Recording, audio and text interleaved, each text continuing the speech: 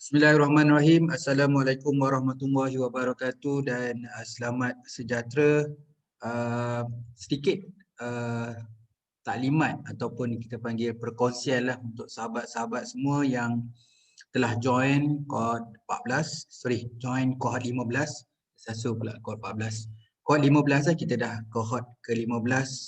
Terima kasih yang dah join dan juga mungkin di sini masih lagi fikir-fikir untuk join ataupun tidak.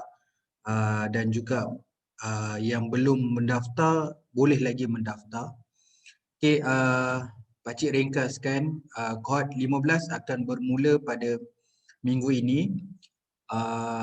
Jadi kita kena mulakan dalam minggu ini selama 11 minggu, ada penambahan.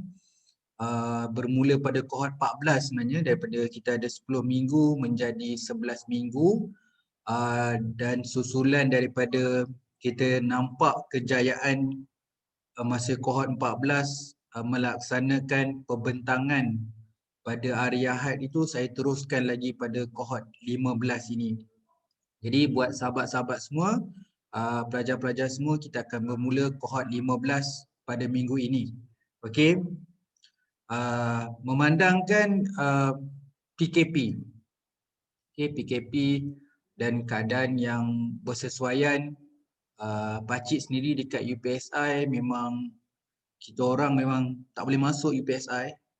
Buat masa sekarang semua pensyarah di UPSI memang duduk di rumah.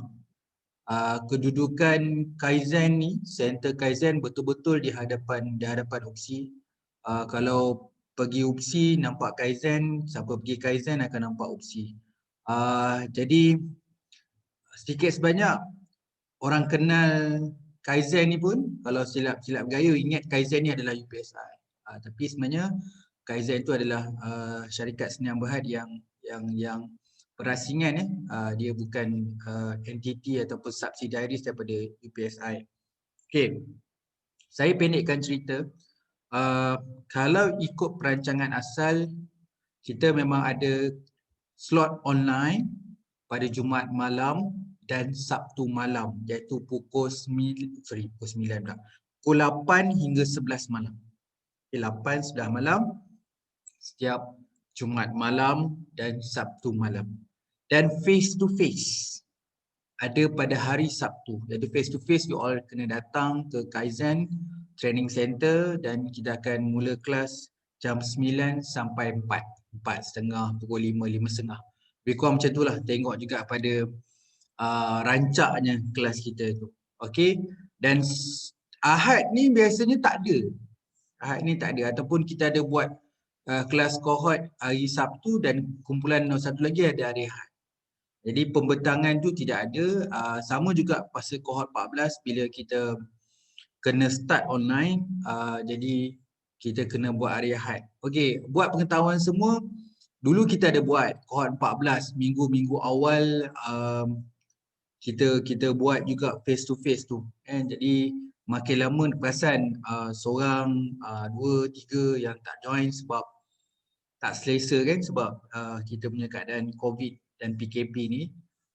Dan sehingga dapat jugalah saya dimaklumkan oleh rakan-rakan supaya Kaizen pun jangan buatlah face to face. Ketika itu UPSI pun tak ada kelas face to face time tu. Jadi kita jalankan seminggu di Kaizen, lepas tu ramai dinasihatkan supaya Kaizen tidak buat kelas face to face.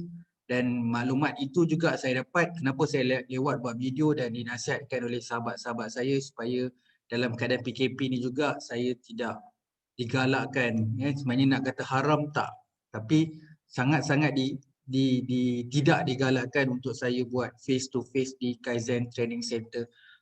Betul, memang semua orang akan perhati kalau kita kumpul banyak kereta kat depan dan sebagainya, jadi macam agak tidak selesa lah untuk semua pihak. Okey.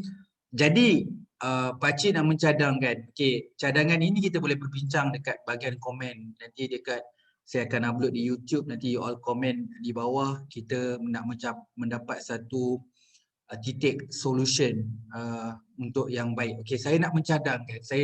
Saya mencadangkan bukan atas tiket saya nak buat online. Tak, saya mencadangkan yang terbaik buat semua. Saya rasa Ini cadangan yang terbaik yang saya boleh propose, memikirkan manfaat dan kelebihan kepada semua pelajar yang join ke-15 ni, dia dapat keberkesanan itu. Okey? Saya explain satu-satu. Ini cadangan saya, nanti mohon semua beri maklumat last. Yang pertama adalah pakcik nak convert kelas online pada Jumaat malam dan Sabtu malam pergi ke Sabtu. Maksudnya kelas online pada hari Sabtu daripada pagi sampai petang. Jadi kita mula pukul 9 pagi sampai 5 petang dan kita ada break. Okey. Kalau ikut kohort 14 secara efektifnya memang yalah kita duduk rumah dia nak masak dan sebagainya, memang kita break 12.30 sehingga 2.30. Okey. Tetapi kita pukul 5 itulah yang saya mungkir sikitlah. Ada yang kadang-kadang masa kita ambil 5 suku, 5.30. Yang tu memang yalah you all ada soalan banyak, jadi dia akan terlewat sikitlah. Tapi waktu break tengah-tengah hari tu saya rasa sewajarnya lah, bila tengok amalan pun kita pun dah dekat setahun buat online, memang 12.30 hingga 2.30 tu rehat dan kita akan mula 2.30. Ini pun kalau ada cadangan boleh lontarkan cadangan. Jadi online itu hari Sabtu, hari Jumaat malam dan Sabtu malam tiada. Okey. Saya cerita dulu. Okey. Jadi hari Sabtu kita join online. Okey. Pada hari Ahad, okey, kita ada pembentangan. Ini untuk makluman semua bagi yang belum register PhD, baru register PhD, pembentangan ni bebas. Nak bentang problem statement sahaja pun boleh. Nak bentang research background pun boleh, nak bentang bab 1 pun boleh. Okey, nak bentang semua bab itu masalah.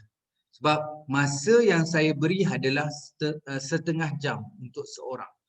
Jadi kalau setengah jam tu sebaiknya mungkin present 10 minit ke 15 minit. Selebih itu dapat maklum balas dan feedback daripada saya dan mungkin rakan-rakan yang lain. Jadi lebih kurang seorang setengah jam tu termasuk Q&A. Jadi satu hari tu kita boleh dapat dalam 14 orang. Okey, 14 orang. Jadi bukanlah maksudnya satu hari Ahad tu semua orang kena bentang. Semua komentar. Jadi kita akan list, akan open siapa nak present minggu ni. Okey, siapa nak present minggu ni. Jadi saya kira-kira dalam satu hari ada berapa belas yang akan join. Jadi biasalah amalan ni macam kohort 14, minggu pertama, minggu kedua. Okey, kita minggu pertama mungkin tak ada sebab kita akan bawa kepada minggu yang terakhir, sebab saya rasa mungkin baru start minggu pertama jadi kita tak ada pembentangan. Minggu kedua ada pembentangan. Jadi memang awal-awal ramai nak bentang, nanti dah minggu ke-7, 8 tak ada orang nak bentang. Jadi bentanglah. Jadi jangan risau, semua orang dapat bentang, mungkin sekali, mungkin 2 kali dan mungkin 3 kali. Okey, boleh bentang. Okey, sekiranya pembentangan kali ni luar biasa. Semua memerlukan pembentangan. Pembentangan maksudnya you cerita apa yang you buat, so saya akan komen apa yang you boleh buat cadangan. Jadi sebenarnya kita reserve Jumaat malam dan Sabtu malam.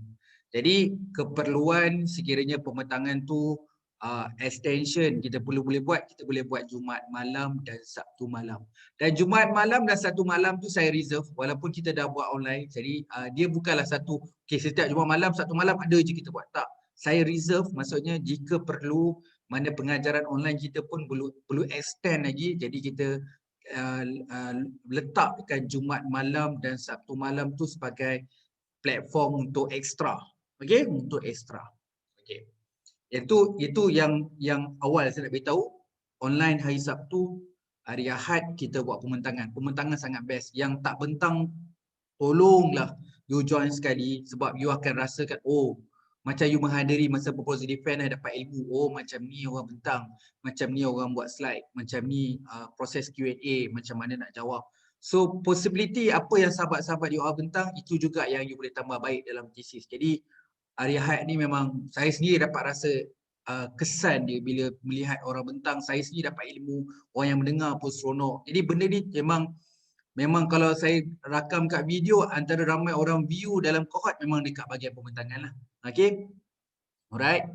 Jadi bagi sahabat kita yang merancang untuk datang face to face di Tanjung Malim untuk kohort 15 ni dengar baik-baik untuk semua sebenarnya, terutama yang datang face to face. So untuk kohort 15 ni usaha yang terbaik yang kita boleh buat adalah online sahaja. Okay, online baik. Ini kena ingat dan kena take note. Buat semua untuk kohort 16, kita doa panjang-panjang. Kohort 16 akan berjalan seperti biasa, keadaan kesihatan makin baik, COVID-19 ni selesai. Jadi kohort 16 akan bermula selepas hari raya. Hari raya. Lepas hari raya adalah tarikh nanti kita akan bagi. So walaupun you dah join online, you all boleh join kohort 16 untuk face to face. Yang ni memang saya tak pernah buat pun kat lain-lain kohort. Biasanya lain-lain kohort dia nak datang balik kali kedua dia kena bayar. Tapi untuk kohort 15 sekiranya you dah datang online kohort 15 tapi nak datang juga kohort 16 yang face to face, boleh, yang akan berjalan selepas hari raya nanti. Okey, jadi jangan saya nak tunggu kohort 16, tak perlu. Saya advise begini, joinlah kohort 15 ni sebab kita tak perlu tangguh untuk dapatkan ilmu. Okay. Jadi kita joinlah kohort 15 ni, join online pada hari Sabtu, dan jika perlu dan nak lagi ekstra walaupun benda yang sama, you boleh join kohort 16 tanpa ada bayaran untuk face to face. Okay, saya ulangkan balik, kita boleh join kohort 16 untuk buat face to face. Okay, jadi kohort 15 ni bila kita pun dah announce semua almost Semenanjung dah PKP, memang kita buat online. Saya ulang balik, Jumaat malam, Sabtu malam tiada, kita bawa ke siang hari Sabtu untuk kelas online, dan hari Ahad untuk pembentangan. Kohort 16 terbuka untuk semua untuk join face to face. So dengan bayaran yuran sekarang ni, you boleh join kohort 16 untuk face to face. Hari Jumaat malam, hari Sabtu malam kita simpan, kita reserve untuk keperluan sama ada kelas ekstra dan juga untuk pembentangan ekstra. Okay, buat pengetahuan semua, dari minggu ke minggu kita ada kelas. So kelas maksudnya memang saya buka dengan perkongsian ilmu, tapi tanyalah sebanyak mungkin. Jangan malu untuk bertanya, tanyalah ada bahagian chat nanti kat online, tanyalah banyak-banyak supaya saya boleh respon. So kita ada hands on, so hands on kita dalam online lebih kurang ada penggunaan template. So dengan penggunaan template tu memudahkan you punya faham dan boleh buat tindakan action dalam menulis. Kemudian setiap minggu you boleh hantar progress. Okey, ikut chapter lah. Kalau chapter bab 1 kita tengah minggu bab 1, hantarlah bab 1 untuk disemak. Ini cuma ada dalam kohort. Kelas-kelas lain memang saya tak buat. Kepada semua pelajar kohort 15 boleh menghantar progress setiap minggu. Apa yang nak hantar progress? Nak hantar problem statement pun boleh, nak hantar research background saja, nak hantar full chapter bab 1 pun boleh. Jadi tak ada apa masalah, cuma akan diberi maklum memang usaha yang terbaik, you all boleh hantar progress melalui email dan kita orang akan print. So kita akan print dan kita akan, saya biasanya pakai manual lah, pakai pen merah. Okey, kemudian kita akan scan that email. Jika perlu untuk post, you rasa you nak dapat yang post, saya minta jasa baik untuk mungkinlah nanti saya akan uruskan pembantu kita, Cik Kamarul. Jika perlu you nak post, you boleh komunikasi dengan Cik Kamarul. Cik Kamarul akan assist kita dalam program ni. So you bagilah sikit duit post untuk Kamarul, tolong postkan ke rumah kalian. So boleh email ataupun ada sahabat kita kohort 14 nak post, so kita boleh post dengan sedikit kos post tu you bagi dekat kita bagi dekat kita orang, nanti Cik Kamarul akan post. Okey, proses untuk last day. Ni nak ceritalah walaupun detail. You boleh setiap minggu sebelum hari Rabu pagi, sebelum lebih kurang Rabu pagi, so saya ambil cut off dia pukul 8 pagi. Jadi siapa hantar email selepas pukul 8 pagi setiap hari Rabu, dia punya progress tu akan disemak minggu berikutnya. Jadi you all boleh email sebelum hari Rabu jam 8 pagi. Jadi Kamarul, assistant saya, pukul 8 pagi hari Rabu tu dia dah print. Jadi siapa yang email ke dia tu dia mungkin tak sempat nak di print dan tak sempat nak dibaca dan dia akan bawa kepada minggunya. Okey, jadi hari Rabu pagi tu akan print dan saya sendiri akan semak dengan beberapa tim yang dah biasa untuk semak ni. Okey, dan akan pulangkan balik saya kat sini wajar saya ambilkan time frame. Mungkin ada yang dapat hari Ahad dan mungkin akan dapat hari Isnin. Ada macam itulah lebih kurang. Kalau tak ramai di awal-awal macam itulah. Jadi saya tak berani nak letak satu hari sekali 50 hantar minggu kedua, jadi 50 nak baca mungkin nak bagi dalam serentak. Jadi you boleh hantar dalam 11 minggu ni, hantar untuk kami semak progress. Tapi saya advise sebab tu minggu pertama ni dengar, boleh tambah baik. Lepas tu dah tambah baik, you boleh email. Tak sempat hantar minggu pertama, boleh hantar minggu kedua. Bukan bermaksud kelas belum mula lagi, Ahad berapa petang kan dah terus email bagi. Dan bila saya tengok, lah ini dalam kelas dah beritahu dah sepatutnya macam ni tapi you tak tambah baik. Jadi saya advise minggu pertama ni tengok balik, lepas kelas tu betul-betulkan balik, lepas tu baru email. Tu contoh dia. Sebab ada pengalaman lepas, saya tengok kelas tengah mula ni baru jalan 2 jam dia dah email. Jadi bila kita orang tengok, okey, kita nampak perkara yang kita bicara dalam kelas tadi dia tak sempat nak tambah baik. Tambah baik gitu-gitu je lah, bukan nak perfect. Sebab saya bukanlah supervisor, jadi saya membuka platform, you all boleh hantar untuk kita semak progress. Jadi beberapa kelebihan lah saya kat sini. Yang pertama, ada pembentangan setiap hari Ahad. Kemudian you boleh hantar progress setiap minggu. Dan setiap hari Sabtu kita ada online, dan hari Jumaat malam dan Sabtu malam kita simpan. Jika ada keperluan kita akan guna, dan sebagai keperluan buat sahabat-sahabat yang memang keinginan. Saya memang cakap kalau cohort okey, memang face to face yang paling terbaik lah. Sebab bukan apalah, apa-apa keadaan memang face to face yang paling okey. Saya pun seronok jumpa face to face, dan yang itu kita akan buat pada cohort ke-16.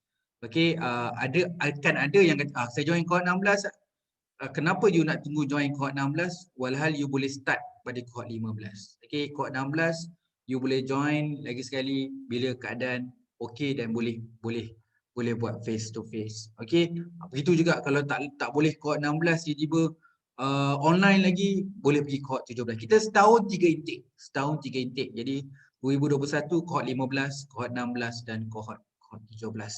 Okey, pengajaran dia ada minggu dekat minggu analisis.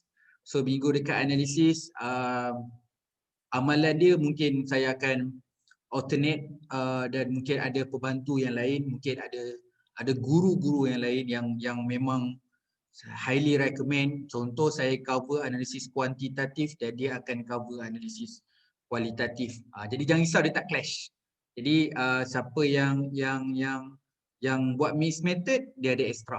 Mixed method extra, you boleh join dua-dua. Jadi minggu analisis tu consider kita penuh lah. Kita penuh khusus tu. Nanti kita akan bincang lagi dari semasa ke semasa untuk peringkat analisis. Bagi yang belum buat analisis, ini kelas cohort. Kelas cohort adalah kos simulasi. Sebelum buat kena belajar, bukan tengah baru nak belajar. Jadi kalau tanya saya, contoh, saya bab 1 pun tak siap. Habis tu bab 1 tak kira. Orang tulis bab 1 ni kena faham metodologi dulu. Faham metodologi baru boleh tulis bab 1. Okey, kalau nak buat literature review, kalau you nak tahu literature review itulah problem statement. You tak boleh tulis problem statement selagi literature review tak siap. Sebab dekat literature review itulah sebenarnya mengeluarkan problem statement. Jadi apa itu analisis, apa itu discussion, apa itu conclusion. Bila you faham macam mana nak buat kepentingan kajian, macam mana nak buat limitasi kajian. Bab 1 tu ada kepentingan dan batasan. Dan kepentingan batasan tu sebenarnya merujuk bab 5.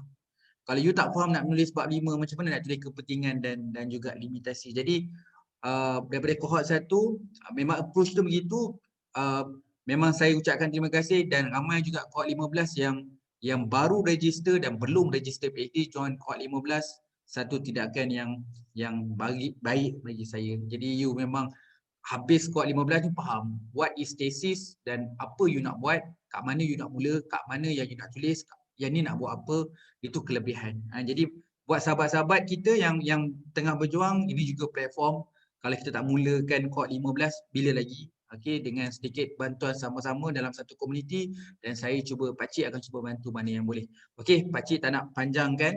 Ini cuma nak brief sedikit cadangan pakcik dari segi perubahan PKP. Mohon maaf, itu pakcik dah rasa yang sebaik mungkin dari pihak pakcik dan juga Kaizen Renovation usahakan dalam keadaan kita sekarang. Okey, semoga ada satu perbincangan yang sihat. Sekiranya ada cadangan-cadangan lain. Okey, saya nak ucapkan terima kasih kepada semua. Jaga kesihatan. Mohon maaf atas segala kesulitan atau barang kesalahan dan juga kesusahan yang sama-sama kita hadapi. Okey, lagi sekali pakcik mohon maaf. Okey, terima kasih lagi sekali. Assalamualaikum dan selamat sejahtera.